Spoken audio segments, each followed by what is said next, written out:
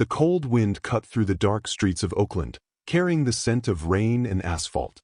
Jamal Carter, once a promising basketball player, now sat slumped against the brick wall of an abandoned building. His body ached from exhaustion, his hoodie barely shielding him from the biting chill of the night. He gripped an old, deflated basketball, the only remnant of his past dreams. Jamal had once been a rising star in high school basketball. Scouts whispered about his potential, and his coach believed he had what it took to make it big. But life had other plans. A devastating knee injury shattered his dreams, leaving him in a spiral of depression, financial struggles, and bad decisions. His scholarship was gone. His future, once bright and full of promise, turned into a series of closed doors and missed opportunities. Now, he spent his nights sleeping on park benches, drifting from shelter to shelter, and his days searching for any job that could help him afford a warm meal. But in a world that had already forgotten him, no one seemed to care. As Jamal stared at the worn-out basketball in his hands, he thought about his mother. She had passed away just months after his injury. He had promised her that he would make something of himself. "I'm going to the NBA, Ma. Just watch," he had said with confidence, back when the world still made sense. A single crumpled photo sat inside his backpack, a picture of his mother holding a young Jamal in her arms, both smiling after one of his first big games. It was faded, the edges torn, but it was the only thing that reminded him of who he used to be. Tonight, however, even that memory couldn't keep the weight of his failures from crushing him. Jamal pulled his knees close to his chest, the city lights flickering in the distance. He had lost everything. His home, his future, his sense of purpose. And worst of all, he was starting to lose hope. Jamal let out a slow breath, his fingers tracing the worn-out lines of the basketball in his lap. The street was unusually quiet, the occasional sound of a passing car breaking the silence. He hadn't eaten since yesterday. His stomach twisted in hunger, but he had long since learned to ignore it. Just as he was about to lean back against the cold brick wall, a sleek black SUV pulled up nearby. The tinted windows reflected the dim glow of the streetlights. Jamal barely spared it a glance. He had seen plenty of rich folks drive past him without a second look. But this time was different. The back door of the SUV opened, and out stepped Stephen Curry. Even in the dim light, his presence was unmistakable. Dressed in a simple hoodie and joggers, he didn't carry himself like a superstar. There was no entourage, no flashing cameras, just a man who moved with quiet confidence. Humble, yet commanding. Familiar, yet distant. Jamal blinked, convinced his hunger was messing with his mind. No way. Steph pulled the hood off his head, revealing that unmistakable face, the same face that had dominated highlight reels for years. He turned back toward the vehicle, speaking briefly with someone inside before closing the door. Then, to Jamal's surprise, he started walking straight toward him. Jamal stiffened. Why would someone like him notice someone like me? "Yo, what's up, man?" Steph's voice was warm, casual, as if they had known each other forever. Jamal hesitated. He wasn't sure if he should respond. Maybe Curry was just being polite, like those people who threw him half smiles before walking away. But Steph didn't walk away. Instead, he sat down right next to him on the sidewalk, resting his elbows on his knees like it was the most natural thing in the world. Jamal stared at him. Was this really happening? "You hoop." Steph nodded at the deflated basketball in Jamal's lap. Jamal's throat tightened. He gave a small nod, gripping the ball as if it might disappear. "I used to," he muttered, looking away. Steph didn't push. He just nodded as if he understood. "Yeah. What position?" "Shooting guard." Steph let out a low whistle. "Tough spot. Lot of pressure." Jamal huffed a laugh, but there was no humor in it. "Tell me about it." A moment of silence stretched between them. The city hummed in the background, cars passing, distant voices, the occasional siren. Then Steph spoke again. "You ever hear that story about how I almost didn't make it?" Jamal glanced at him, frowning. What was he talking about? "I wasn't supposed to be here," Steph continued. "Too small. Too skinny. Not athletic enough. That's what they told me. No big schools wanted me. I had to prove myself over and over. But you know what my mom used to tell me? Jamal shook his head. Stay ready, so you don't have to get ready. Jamal swallowed hard. The words hit deep, stirring something he hadn't felt in a long time. Steph looked at him, then really looked at him. Not with pity, but with understanding. So, what happened? He asked. Why'd you stop playing? Jamal hesitated. No one had asked him that in a long time. He thought about lying, brushing the question off, but something about the way Steph was looking at him made him tell the truth. I got injured, he said finally. Tore my ACL. Lost my scholarship. After that, everything just fell apart. Steph nodded slowly, as if he had heard this story before. That's rough, man. I'm sorry. Jamal shrugged, forcing a laugh. It's whatever. Not like I was ever gonna be Steph Curry or anything. At that, Steph grinned. Well, I'm Steph Curry, and I still missed more shots than I made. Jamal smirked despite himself. For the first time in a long time, he didn't feel invisible. Steph glanced down at the basketball in Jamal's hands. You mind? Jamal handed it over without thinking. Steph spun it in his hands, feeling the worn-out leather, then stood up and dribbled once. Even with no air in it, the ball bounced effortlessly beneath his fingertips. Then he did something unexpected. He held the ball out to Jamal. Come on. Let's see that shooting form. Jamal frowned. Dude, the ball is flat. Steph grinned. And? Jamal hesitated before standing. He hadn't shot a ball in months, maybe longer. He adjusted his stance, rolling his shoulders. Muscle memory kicked in. With a flick of his wrist, he pretended to take a shot, as if there was a hoop in front of him. Steph nodded in approval. Still got it. Jamal scoffed, shaking his head. Numb. It's over for me. Steph looked at him for a long moment. Then he said something that sent chills down Jamal's spine. Maybe it's not. Jamal frowned. What do you mean? Steph only smiled. Guess you'll have to wait and see. Jamal had no idea what he meant by that. But for the first time in years, he felt a flicker of something he thought he had lost forever, hope.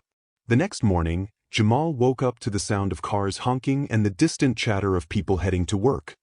His back ached from sleeping on the hard pavement, and his stomach growled in protest. Another day of searching for food, another day of feeling invisible. He pulled his hoodie over his head and picked up his worn-out basketball. The memory of last night felt like a dream, sitting next to Stephen Curry, talking about basketball, feeling like he mattered, even if just for a moment. But it didn't change anything. He was still homeless. Still stuck. Still a guy with a broken dream and nowhere to go. With a sigh, Jamal pushed himself up and started walking toward the community center a few blocks away. Sometimes, they let him shoot around in the gym if there weren't too many kids. It wasn't much, but it was the only thing that made him feel normal. As he approached the building, he noticed something strange. A group of people was gathered near the entrance, talking in hushed voices. A few of them turned to glance at him, and for some reason, their expressions weren't the usual looks of pity or judgment. They looked excited. Jamal furrowed his brows and stepped inside. And then he froze. Standing in the middle of the gym, holding a brand new basketball, was Stephen Curry. Jamal's heart slammed against his ribs. What the hell was going on? Steph looked up and spotted him. A wide grin spread across his face. There he is. Jamal hesitated. What are you doing here? Steph bounced the ball once before tossing it to him. Thought I'd drop by. Check out the place. Jamal caught the ball instinctively, still completely confused. He noticed a few men in suits standing near the back, talking to the center staff. Something was definitely up. Before he could ask, the head of the community center, Mr. Reynolds, stepped forward, looking nearly as shocked as Jamal felt. Jamal, he said, shaking his head with a smile, I don't know what you said to this guy last night, but he just made the biggest donation this center has ever seen. Jamal blinked. What? Steph crossed his arms, acting like it was no big deal. They told me the gym needed some upgrades. New courts, better training programs. Thought I'd help out. Jamal's jaw dropped. This center was the only place where kids like him, kids with dreams, could come to train and play. But it had been struggling for years, barely scraping by with old equipment and limited resources.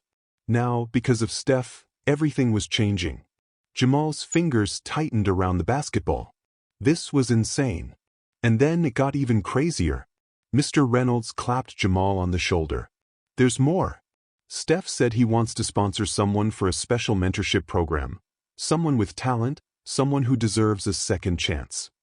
Jamal barely had time to process the words before Steph stepped forward. I want it to be you. Jamal's breath caught. Wait, what? Steph smiled. I made a few calls this morning.